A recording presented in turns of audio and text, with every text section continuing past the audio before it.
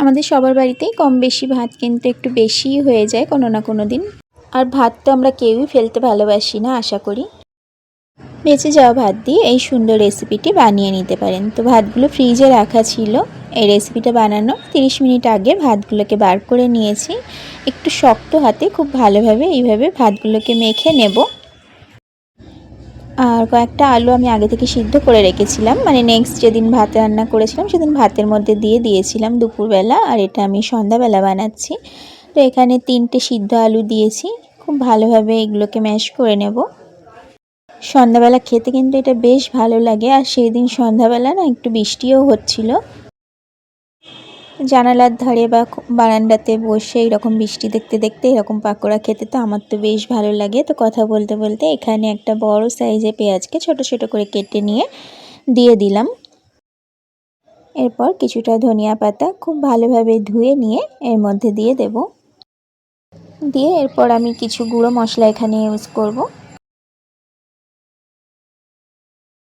লবণ দিয়ে দিলাম। খুব একটা বেশি মশলা এতে আমি দেব না। আর চাট মশলা দেব আর একটু চিলি ফ্লেক্স দেব, আর কিছুই দেব না। এখানে আমি আন্দাজেই একটু দিয়ে দিলাম, ওই হাফ টিস্পুন হবে চাট মশলা এখানে আমি দিয়েছি। আর 1 টিস্পুন চিলি ফ্লেক্স দিয়ে দেবো। এই 3টে প্যাকেট কাটলে 1 টিস্পুন হয়ে যাবে।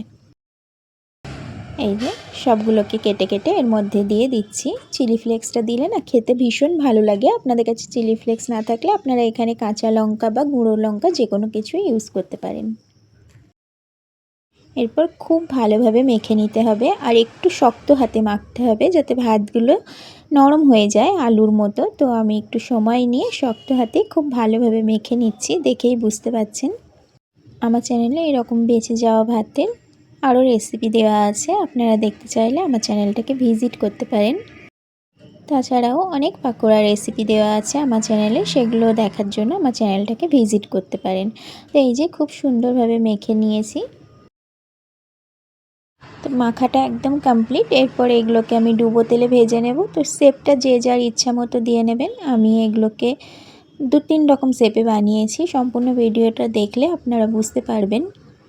ফার্স্ট আমি ওভেনটা অন করে কড়াইটা বসিয়ে দেবো তেলটা গরম হওয়ার জন্য। তো এখানে তেল দিয়ে দেব। আর তেলের মধ্যে আমি কিছুটা বাটার দিয়ে দেবো। এতে না ফ্লেভারটা খুব ভালো আসবে। এই যে 3 টিস্পুন বাটার আমি তেলের মধ্যে দিয়ে দেব। বাটারটা না দিলেও কোনো সমস্যা নেই, কিন্তু বাটারটা দিলে মানে বাটারের ফ্লেভারটা যাদের ভালো লাগে তাদের খুব ভালো লাগবে। গ্যাসের ফ্লেমটা মিডিয়ামে রেখে দেবো। ওটা ওদিকে আস্তে আস্তে গরম হতে থাকে। এদিকে রুটি যেটার মধ্যে বেলে সেটা নিয়ে নিয়েছি। হাতের মধ্যে একটু তেল নিয়ে এর উপরে একটু তেল দিয়ে নেব, তাহলে আর এর মধ্যে লেগে যাবে না।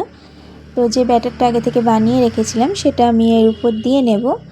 দিয়ে একটা চারকোনা শেপ দিয়ে নেব। তারপর আমি ছুরির সাহায্যে সরু সরু করে কেটে নেব। এটাকে চারিদিকে এইভাবে ছড়িয়ে হাতের সাহায্যে একটু চারকোনা করে নিলাম যাতে আমি লম্বা লম্বা শেপ দিতে পারি। তো এই যে এইভাবে করে এবার একটা ছুরির সাহায্যে আমি লম্বা লম্বা করে সরু সরু করে কেটে নেব। আপনারা চাইলে গোল শেপে বা যে কোনো শেপেই বানিয়ে নিতে পারবেন, যার যেরকম শেপ পছন্দ। তো এইভাবে লম্বা লম্বা করে আমি কেটে নিয়েছি। ওদিকে তেলটাও কিন্তু গরম হয়ে গেছে। এরপর এগুলোকে একে একে করে আমি তেলের মধ্যে দিয়ে দেব। আমার রেসিপি ভালো লাগলে আমার নেক্সট রেসিপির আপডেট পেতে আমার চ্যানেলটাকে সাবস্ক্রাইব করে রেখে পাশে থাকা বেল আইকনটা প্রেস করে রাখতে পারেন। এতে করে আমি যখনই নতুন ভিডিও আপলোড করব আপনার কাছে সাথে সাথে নোটিফিকেশান পৌঁছে যাবে। যারা অলরেডি কাজটা করে রেখেছেন তাদেরকে থ্যাংক ইউ সো মাচ। ওদিকে তো তেলটা গরম হয়ে গেছে। একে একে করে গরম তেলের মধ্যে আমি এগুলোকে দিয়ে দিচ্ছি। এরপর এগুলো যেহেতু আমি অনেকটা লম্বা লম্বা করে কেটেছি, তো দিতে না ভীষণই অসুবিধা হচ্ছিল। আর এটা মাঝখান থেকে ভেঙেও যাচ্ছিল।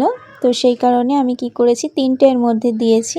একটু ভেঙে ভেঙে গেছিলো। তারপর ওগুলোকে আমি মাঝখান থেকে আর একটা টুকরো করে নিয়েছি। এরপর দিতে সুবিধা হচ্ছিল। এই যে লম্বা লম্বা না দিয়ে মাঝখান থেকে আর একটা টুকরো করে নিয়েছি। তো এরপর এই টুকরোগুলোকে এইভাবে করে আমি দিয়ে নিচ্ছি। তো আপনারা যদি লম্বা লম্বা করে ভাজতে পারেন কোনো ব্যাপার না, ভেজে নেবেন। আমার একটু অসুবিধা হচ্ছিল সেই কারণে আমি আর লম্বা করে ভাজিনি, এইভাবে টুকরো টুকরো করে নিয়েছি। এরপর কিছুটা আমি গোল গোল শেপেও ভেজে নেব। মিডিয়াম ফ্লেমে দুটো দিক একটু ভালো করে ভেজে নিলেই একদম সুন্দর একটা স্ন্যাক্স একদম রেডি হয়ে যাবে। যারা চা কফি খেতে ভালোবাসেন তারা কিন্তু এটা চা কফির সাথেও রাখতে পারেন, খুব ভালো লাগবে খেতে। তো এগুলোকে আমি উঠিয়ে নিলাম, বাদ বাকি কিছুটা আমি এই যে এইভাবে করে যেরকম আর কি পাকোড়া, গোল গোল পাকোড়া বা পেঁয়াজি আমরা বানাই, তো সেইভাবে করে কিছুটা আমি গোল গোল শেপে বানিয়ে নিচ্ছি। এই একইভাবে দুটো দিক উল্টে পাল্টে ভেজে নেব, ভেজে উঠিয়ে নেব।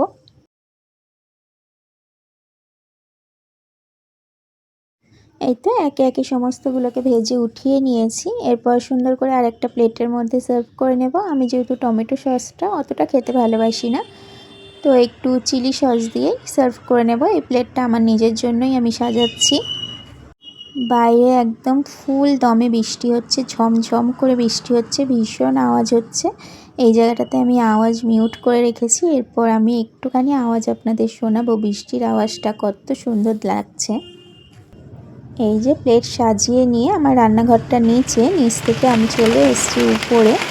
এই যে এখানে আওয়াজটাকে আমি আর মিউট করিনি, খুব ভালো লাগছিল বৃষ্টির আওয়াজটা, খুব জোরে বৃষ্টি হচ্ছিল। তো আমি বারান্দায় বসে বসে বৃষ্টি দেখছিলাম আর এগুলো খেয়ে নিচ্ছিলাম।